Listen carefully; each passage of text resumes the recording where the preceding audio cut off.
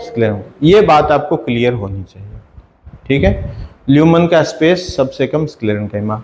और जो सबसे इंपॉर्टेंट बात, ये जो टिश्यू है ये क्या होता है, डेड, मृत, डेड हो जाता है, ठीक है। ये लिविंग है और ये भी लिविंग है, ठीक है। मेटाबॉलिक एक्टिविटी सबसे ज्यादा इसमें चलती है, इसमें भी चल सकती है। मैकेनिकल स्ट्रेंथ सबसे कम ये देता है, उससे ज्यादा ये देता है, सबसे ज्यादा मैकेनिकल स्ट्रेंथ स्क्लेरेंकाइमा देता है, क्योंकि जिसकी भित्तियां ज्यादा मजबूत होगी, जिसकी सेल वॉल ज्यादा मजबूत होगी, वो उतनी ही ज्यादा स्ट्रेंथ देगा।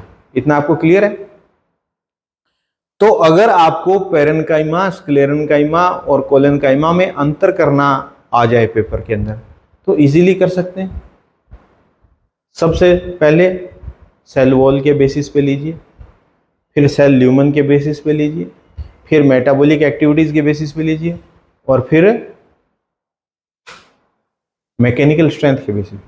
तो 4 पैरामीटर्स आप ले सकते हैं भाई, सेल वॉल किस में पतली है, किस में मध्यम आकार की है, और किस में जो है वो सबसे थिकेस्ट है। इसी तरीके से बाकी चीजें चारों पैरामीटर के बेसिस आप 4-4 अंतर तो कर सकते हो।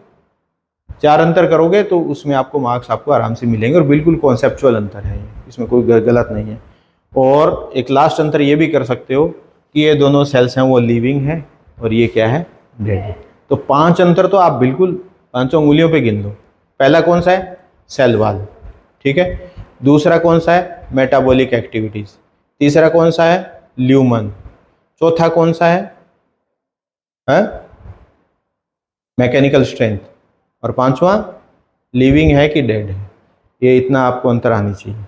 तो ये सिंपल टिश्यूज आप बनाएंगे उसके अंदर, क्योंकि देखिए स्टेम बनाओ, रूट बनाओ, इसमें कहीं पे आपको स्क्लेरेंकाइमा और कहीं पे पेरेन्काइमा आपको दिखाई देगा।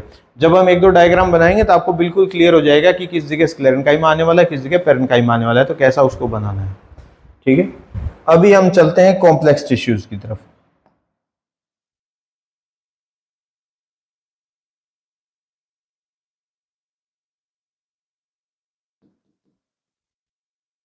कॉम्प्लेक्स टिश्यूज,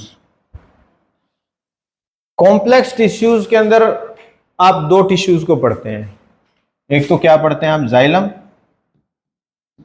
और दूसरा फ्लोएम। 2 टिश्यूज पढ़ते हैं, जाइलम एंड फ्लोएम।